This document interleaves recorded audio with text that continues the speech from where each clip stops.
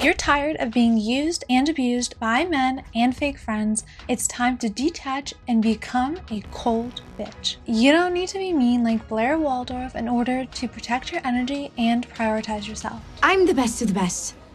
I'm Blair Waldorf. In my youth, I was a pathetic people pleaser. I spent years giving away my time, energy, and attention to people who did not deserve it. And this light, warm, fun, feminine energy is reserved for people who have actually earned a place in my life. I am the queen of resting bitch face because it is not just a facade. Today, I'm sharing the 5-step blueprint I use to detach from energy vampires. Now let's clear something up before you get your panties in a twist. When I say to be a cold bitch, I'm not talking about being mean, manipulative, or cruel. I am talking about having the strength to detach from people and situations that no longer serve you, and feeling zero guilt about cutting people off. When you build boundaries to protect yourself, people will call you a bitch because you refuse to set yourself on fire in order to save them. And I used to bend myself over backwards in order to make everyone happy at my own expense. This is the harsh truth I wish I knew sooner. People don't value you when you're available. If you're easily accessible to everyone all the time,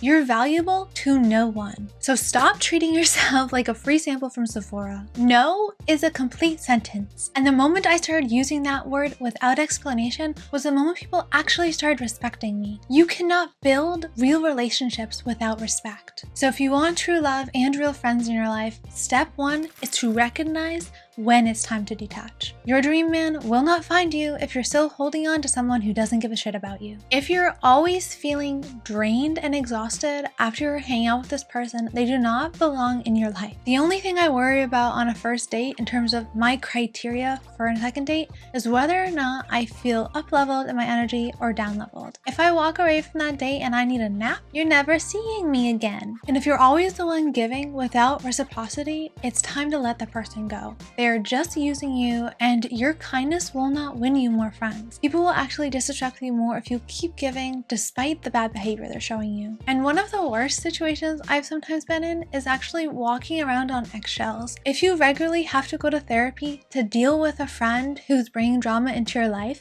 let her go. True friends that will be in your life for the long term will not cause you emotional turmoil around every single turn, and you will not have to tiptoe around their emotions in order to make them feel loved in that relationship. And if your intuition is screaming at you to go somewhere else, it is long past time to actually listen to it. I get paid to chronically overthink all day long as an engineer, and it does not help me in my love life. The more I overthink, actually the worse things go. My gut knows exactly the person that's right for me. I don't have to convince it of anything if there's someone in front of me who's a good fit for my life. But if someone on paper seems like they should be a good fit, but in reality they make me stressed and anxious and exhausted, those are more important than whatever resume credentials a man has. I cannot live my entire life married to someone who makes me feel stressed. So instead of scrolling through Bumble trying to find the richest, tallest man, I think it's time that you try to find one who makes you feel happy. And I feel like this goes without saying, if you need to compromise your own values in order to be with someone, you have to let go of the situation. The core values in your heart are there for a reason. You shouldn't have to compromise your morals in order to build a relationship or a friendship. Okay, after you've realized that this person is horrible and needs to be evicted from your life, it's time to actually set boundaries. Most people think boundaries are these verbal rules that you set for other people, but in reality, they are a decision within yourself for what you are and are not available for. You don't need to tell a man he's not allowed to treat you this way and send him novel paragraphs and complain about what a horrible person he is. You just have to not deal with him anymore. Instead of giving yourself a headache trying to make him act right, go find a man who already knows what he's supposed to do without your help. But if you still like to yap to your friends about the boundaries that you have, be strict, be specific. Don't make it overcomplicated. There's no need to over-explain. I think you can explain any boundary in 3 sentences, probably just 1. The less you say, actually the more effective it will be. If I ever catch you sending a text longer than 3 sentences, it deserves to be a phone call. I'm sorry, but no one is reading that lengthy paragraph you just sent. And after you've decided you're gonna have a boundary for a certain action, you have to actually follow through with it. If you tell someone you're not the type of person to sleep over on a first date, and then you go do that thing, The boundary doesn't exist. Your words don't mean anything. The actual boundaries that you hold in your life are the actions that you have and the expectation you have for how you're treated. So if you want new boundaries, you don't really have to change your words. You just have to change how you're showing up in the world and the treatment you're accepting. I expect men around me to be helpful, to open car doors, to treat me with kindness, to be protective, to treat me with respect. And that is the only way that men show up. I don't see other kind of men in my life because it is not what I'm available for. But if you've just started trying to set better boundaries and being a woman with more self-respect, you will get pushback. If you've been acting like a people pleaser for years, allowing people to disrespect you, allowing people to put in the minimum possible effort, you're gonna have to go through a little bit of an adjustment period until people learn that this is your new state of being. And it's often easier to almost start off with new people when you're trying to become a different person and set stronger boundaries, because the people you've known for years know how you've been showing up in the past that no longer is like the person you want to be. But you're only responsible for how you act. Anyone else who is upset or surprised by a new boundary that you had, it's not your problem. When I was in my people pleaser mood, I used to get really frustrated when people would have a perception of me that was not the same as the view I had of myself. But other people's perception is not your problem. If you want to learn how to detach, you have to learn to focus on your actions and emotionally let go of whatever anyone else thinks. If you're constantly tippy-toeing around trying to make everyone think that you're this perfect little princess, they won't. They will just think you're fake. But in order to do this, you actually have to master your emotions. You have to practice emotional detachment. Separating how you act from how you feel is the ultimate superpower for women. Yes, I'm sure a man has called you crazy because you are acting on your childish emotions that were running amok in your brain. But when you learn to create a pause between a stimulus and your response, it allows you to actually show up as the person you want to be instead of just someone who's run by your emotions. So if you want to master emotional detachment, you have to first observe your emotions without any judgment. They're there and they arise for a reason. You have to listen to them and work through them if you want to move through life without them taking over. If you're constantly squashing important emotions, they will rear their head as stronger, more powerful later, and they'll be harder to deal with. So when you first feel yourself triggered, look inward and ask yourself, why do I feel this way? Is there a core belief that's creating this? Is this emotion true or is it an overreaction? And of course, journaling is a great way to help create this pause,